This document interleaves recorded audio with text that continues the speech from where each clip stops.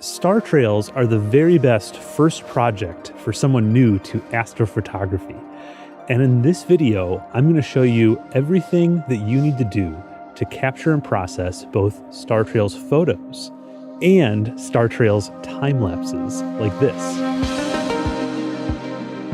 And we're going to do this completely on your iPhone.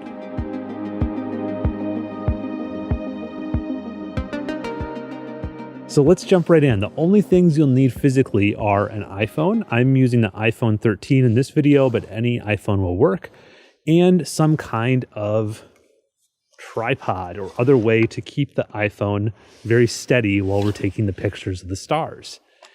In this video, I'm using a little smartphone clamp attached to my normal tripod, but I've also had great success with a $12 generic smartphone tripod that I got off of Amazon. So you don't have to spend a lot of money on this project. That one worked great. What I liked about the design of this cheap one that I got is I can put it anywhere and travel with it very easily. I've tried placing it on my car, on a table, on a trash bin. The only thing is, since it's not very tall, it's probably not the best tripod to use on the ground. And that's it for physical items. All you need is your iPhone with a fully charged battery and some space, and the tripod that you can put your iPhone on. In the digital realm, we need a few different apps, and a couple of those do cost a few dollars to download, but I think it's well worth it for what they can do. They're not subscription-based, it's one-time fee, and then you have them forever. So let's go through the apps one by one. The first app is Stellarium Mobile. It is free, and what it does is it puts a planetarium right on your phone. We'll use it to find the celestial pole, which I'll explain a bit later. The second app is Nightcap Camera. This one costs $2.99 at the time of recording. And if you're at all interested in astrophotography on the iPhone, Nightcap Camera, I think, is the one app to get. We can create basic star trails images with just this app, but it's also going to do a bunch of other stuff. The third app is Star Stacker. It costs $3.99. It is optional. It's only needed for the complex workflow that I'll go through, but I do recommend it because it gives us more control when creating the star trails images, and it also gives us that option to turn our star trails into a time-lapse video, which I just think is really cool. The fourth and final app is Snapseed. This app is free, and it's my personal favorite app for editing astrophotography or any other kind of photography on a phone. With it, we can control things like the contrast and saturation in our photo very easily, and this will allow us to put our final touches to taste on the photo.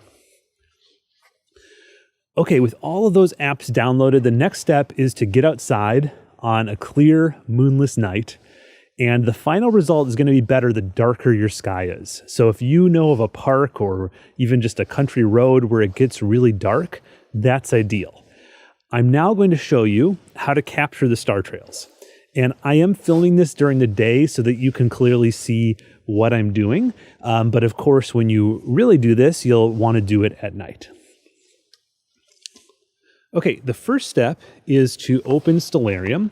And when you hold it up and move the phone around, you can see what stars are visible in whichever direction your phone is pointed. And for your first Star Trails project, I suggest that we point at the celestial pole. All the stars in the sky appear to move around this point because it's the axis of rotation for our Earth. And that is what star trails are. They're the visual evidence of the rotation of the Earth. So to find the celestial pole in the night sky, in the northern hemisphere, it's quite easy. You can just click the search up here at the top, type in Polaris, which is a bright star very close to the northern celestial pole. And then you just follow the arrow until you are lined up with Polaris. It's at the end of the Little Dipper. In the southern hemisphere, there is no bright star close by, unfortunately, but you do have a constellation that is close to the pole called Octans. So you can type in Octans, O-C-T-A-N-S, and it will point you in the right direction. So now we have to set up the iPhone so that it's pointing physically at the celestial pole, and we'll stay put. So you're just going to take your tripod here, and I'm going to do mine horizontal rather than a vertical photo. For me, I think it looks better that way, but of course it's up to you. You might feel differently. You're just going to put the phone into the clamp like that, make sure it's not touching any buttons. and just make sure it's nice and stable. And then you're just going to point it up at the stars and lock it all down, pointed at the celestial pole. Next, we'll open up Nightcap Camera app, and I'm going to show you the capture part in two different ways. This first way is easier, but the results are not quite as good, but they're still excellent.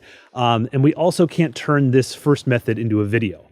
The other advantage to this method, the simple method, is it doesn't take up a lot of space on your phone. We're just going to end up with one star trails picture in the end. So if you want an easy method, go for this one.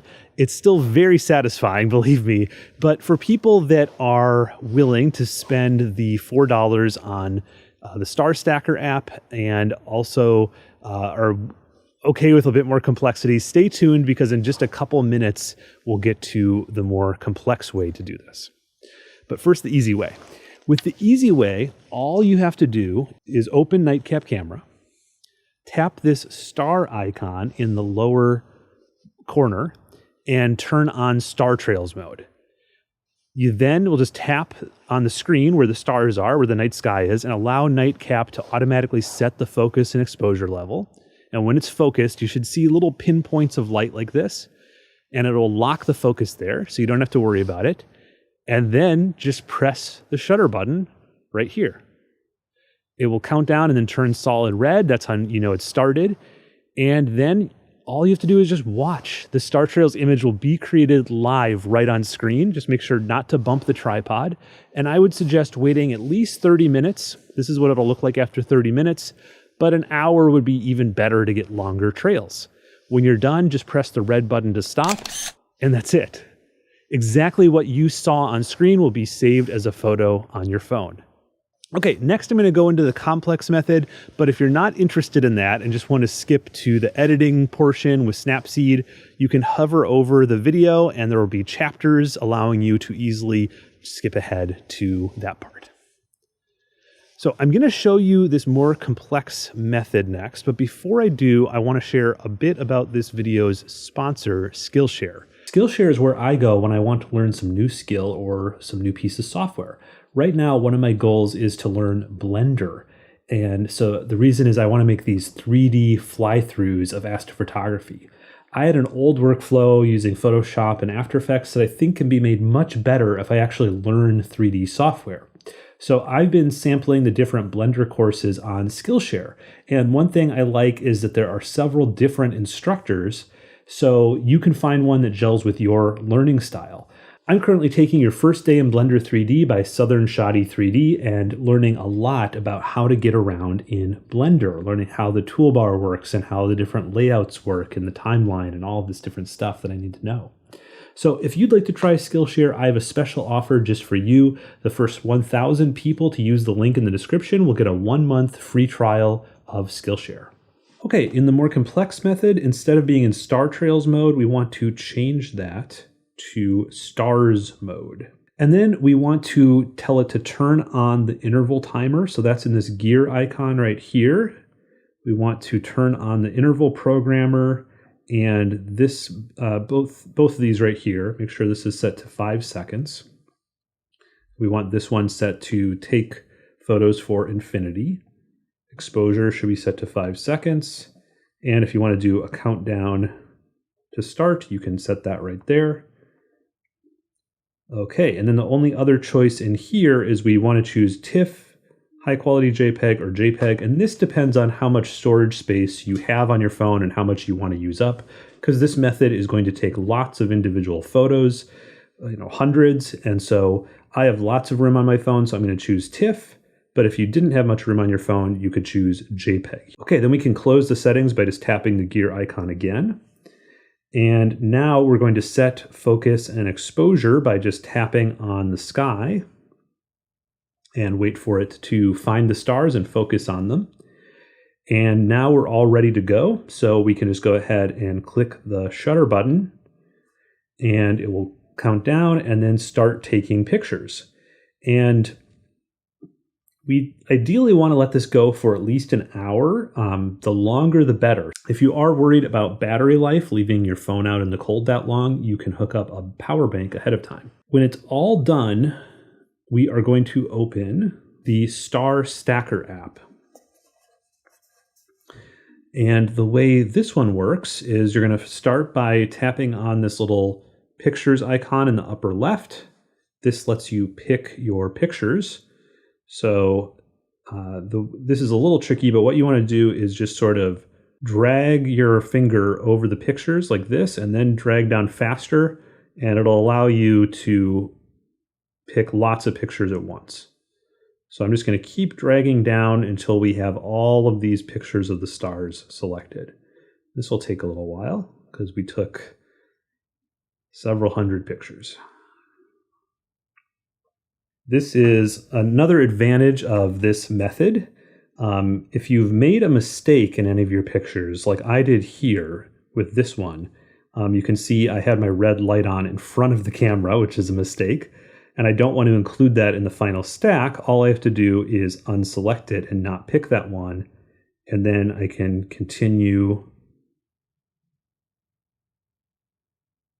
selecting more pictures after that. So that's another advantage of the flexibility of this method, is if anything that you don't like happens while capturing, you can just unselect those pictures. Okay, there we go. I'm done. I've selected all my pictures. I took 1,912 pictures of the stars all in a row. It took a few hours to collect that many. Then I'm going to click Add. Okay, up at the top it says Checking. This will take a while since we're using so many pictures. We'll just give it some time, let it do its thing. And then it says Ready for Stacking. So to actually stack the pictures, what we want to do is click up on this stacking icon. This has all the options for stacking. And I'm just going to do Trail Style Full. I'm going to do the full resolution. I'm going to turn Warp Mode off, and I'll click Start. And then this will take a while with this many pictures. It depends on both the number of pictures that you have put in and the speed of your iPhone, I guess. But you can see mine here is going in real time right now, and it's saying 2, 3, 4. So it'll take a few minutes to stack them all. But just like what we were seeing in Nightcap Camera, a fun thing about the stacking process here in this app is you can watch it stack live, and it gives you a live update of what it's doing. But I'm going to speed this part of the video up.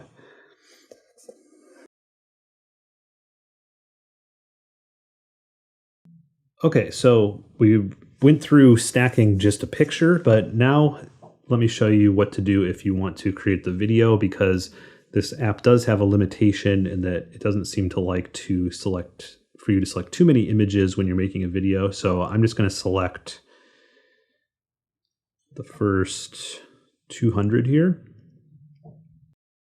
And I'm going to turn the video on to stacked, leave all the rest of the stuff alone, click Start. Okay, and then we can click the Export button and choose Movie. And if it worked, you should see this Save Video option right down here. If it gave a corrupted file, you won't see that Save Video option, so then just try fewer input images. But I found 200 is safe, so I'm going to click Save Image. And now if I look at my videos, I can see there it is. Now, if I wanted to do a longer animation than this, a longer time lapse, what I could do is just delete those first 200 images, select the next 200, and make another video. And then and then just keep going like that in batches and string them together in iMovie, which is free on your iPhone. And if that sounds too annoying, yet another way to make the animated time-lapse video is just to make a screen recording of your iPhone as the Star Stacker app is doing this stacking of all 1,900 photos that I took. And then what I can do, since I have this screen recording, is just click Edit on the screen recording and crop down the video to just that portion right there.